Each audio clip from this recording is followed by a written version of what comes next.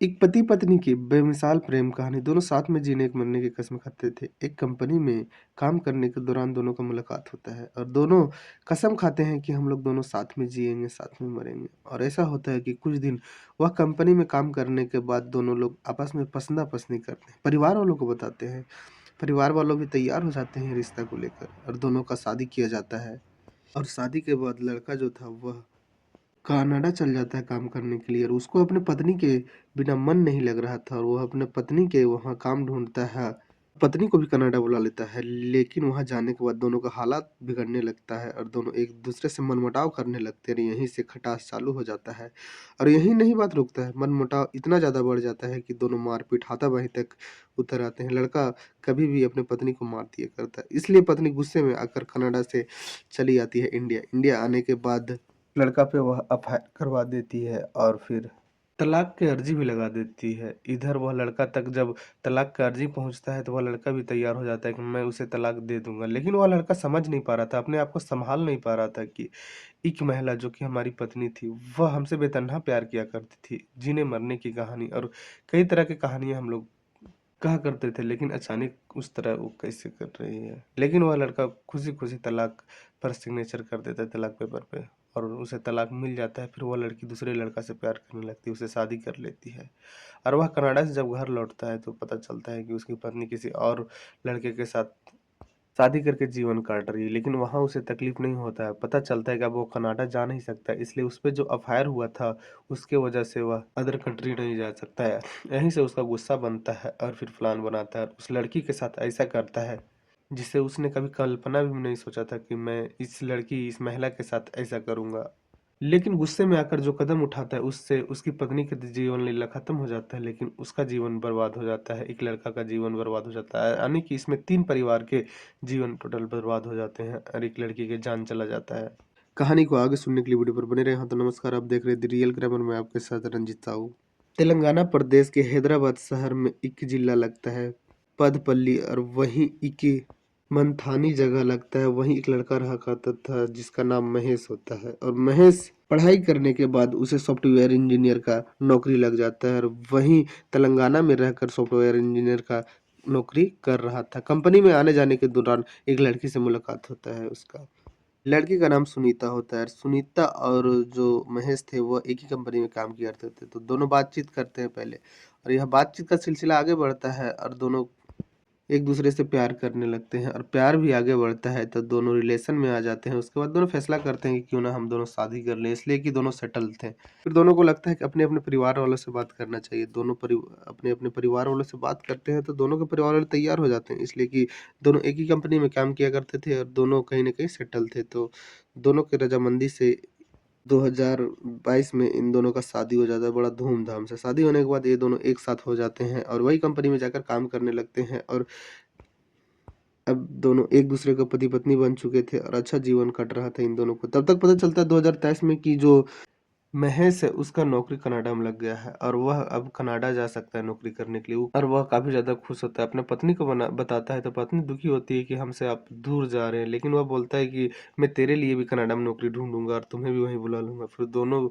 लोग तैयार हो जाते हैं लिए, लेकिन यहीं से टर्निंग पॉइंट था, इसलिए कि जो महेश था वह कनाडा जाता है और वहीं से उसका अपने पत्नी के झुकाव जो था अपने पत्नी की तरफ वह झुकाव कम हो जाता है, प्यार कम हो जाता है, वहीं से फिर टर्न पॉइंट चालू हो जाता है।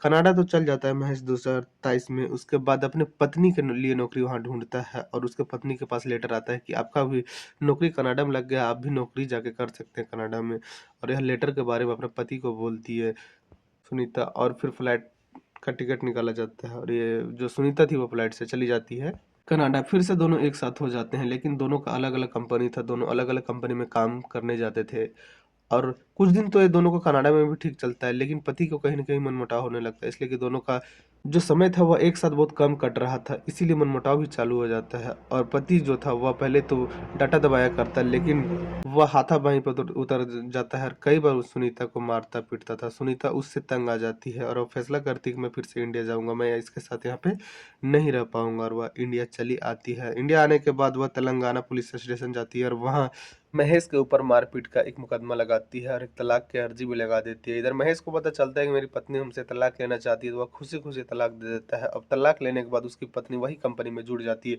जहाँ वह इंडिया में कर रही थी। वो कंपनी में जुड़ने के दो बाद एक लड़का से मुलाकात होता है सुनीता को, और वह लड़का का नाम श्री राम होता है, और दोनों पहले तो दोस्त बनते हैं और काफ़ी वक़्त एक दूसरे के साथ बिताते हैं। अब जो श्री राम था वह शादी करना चाहता था सुनीता से, तो सुनीता अपना पूरा चैप्टर खोल देती है और बताती है कि मैं शादीशुदा हूँ और मेरा पहले पति रह चुका है।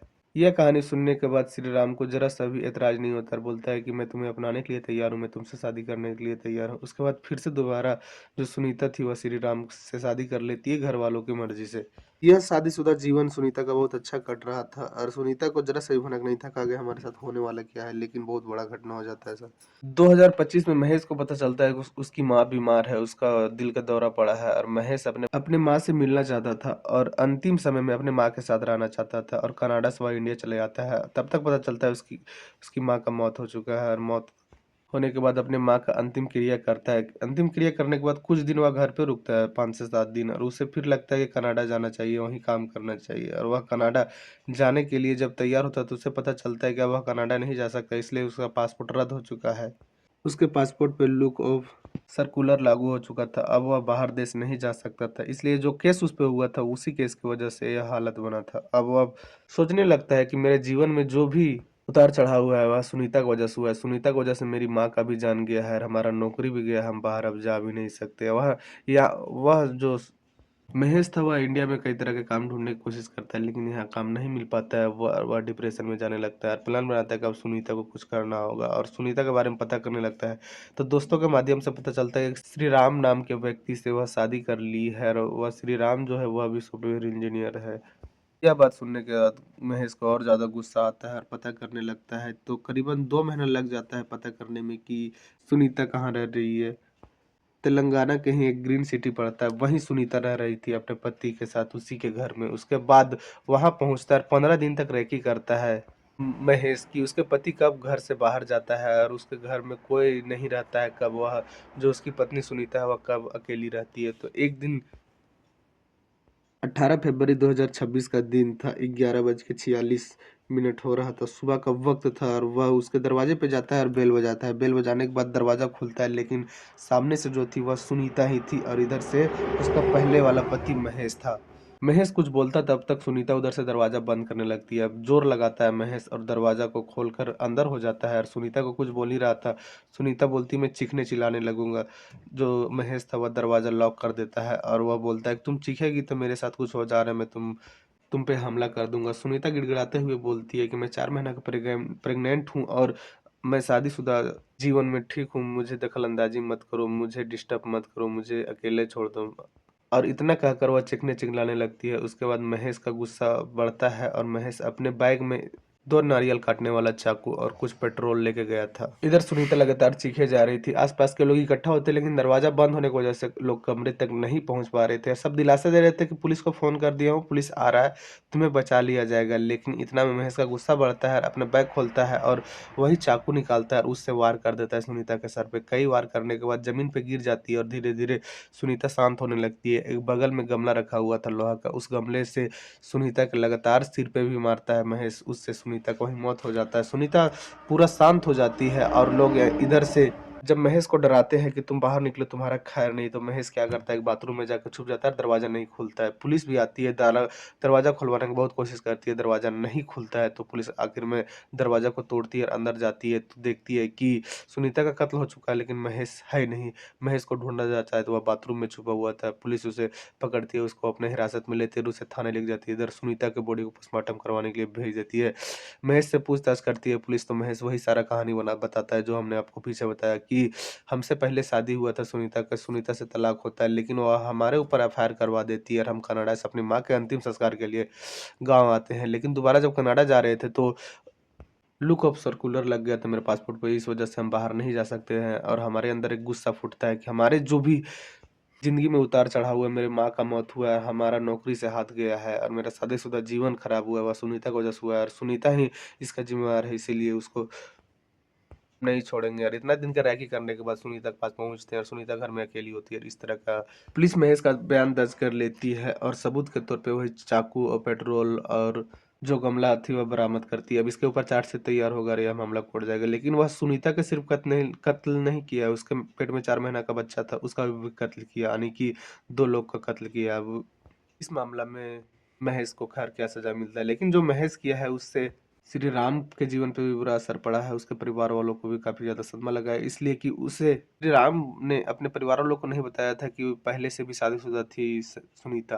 और अब पता चलेगा कि उसका पहला पति उसको मारा है, तो लोगों को तो ज़रूर सदमा लगेगा।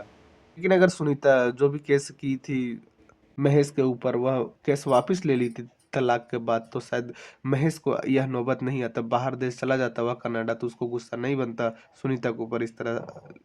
लेकिन सुनीता ऐसा नहीं कर पाती, जिस वजह से जो महेश था वह इस तरह का अंजाम देता है। महेश को खैर क्या सजा मिलता है इस मामले में, लेकिन सुनीता अपना जान गंवा बैठी है। इस कहानी में इतना ही। जय हिंद, जय भारत।